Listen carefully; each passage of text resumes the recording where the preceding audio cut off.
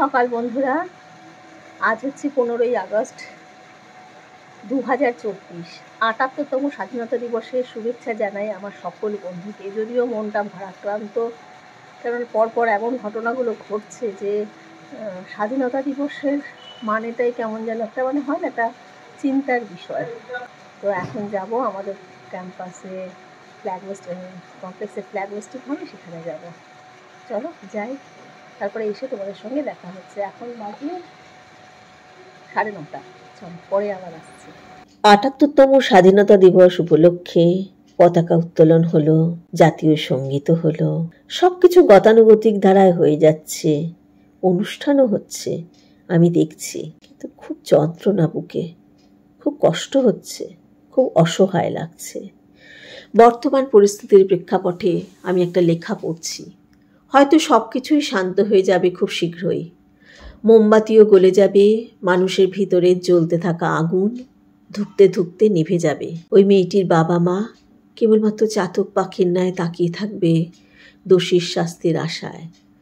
হয়তো কেউ একজন ধরাও পড়বে, হয়তো আসলেই সে দোষী, কিংবা সেও শিকার হবে ক্ষমতাধর ব্যক্তির। কিছুদিন শ্রীঘরে থাকা, সেখানে আবার কাজেরও ব্যবস্থা আছে, পারিশ্রমিক আছে, অনেক দিন থাকলে নাকি ছুটিও পাওয়া যায়।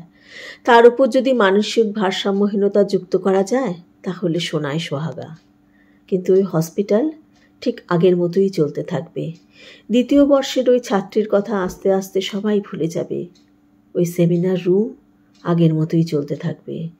আবার কোনো এক রাস্তায় একা একটা মেয়ের সাথে একই ঘটনা ঘটবে। স্কুল, কলেজ, টিউশন, অফিস বাস, ট্রেন, হাসপাতাল, কোনটা সুরক্ষিত স্থান তার জানা নেই। মৃত্যুর পরেও প্রশ্ন উঠেছে, সে কেন একা গিয়েছিল? বেঁচে থাকলে জানি না তাকে কতবার মৃত্যু যন্ত্রণা ভোগ করতে হতো। হাসপাতালকে মানুষ মন্দিরের সঙ্গে তুলনা করে, ডাক্তারকে ভগবান, সর্বোপরি মেয়েদেরকে মা লক্ষ্মী। যে মন্দিরের ভগবান অসুরক্ষিত, সেখানে ন্যায় বিচার বিলাসিতা মাত্র।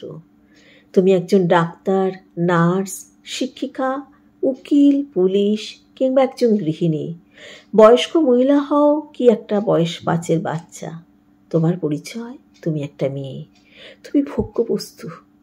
তোমার পরিচয় তুমি একটা মাংসপিণ্ড। কোনো মাতৃগর্ভে আর কন্যা সন্তানের জন্ম না হোক, কোনো প্রসূতি বিভাগে আর যেন কন্যা সন্তানের কান্না না শোনা যায়। প্রতিটি কন্যা ভ্রূণ শেষ হয়ে যাক মাতৃগর্ভে। কোনো মা যেন আর একটা মা লক্ষ্মীর স্বপ্ন না দেখে। এই পৃথিবী মেয়ে মুক্ত হলে তবেই হয়তো এই পাপ মুছে ফেলা সম্ভব। লেখাটা সংগৃহীত।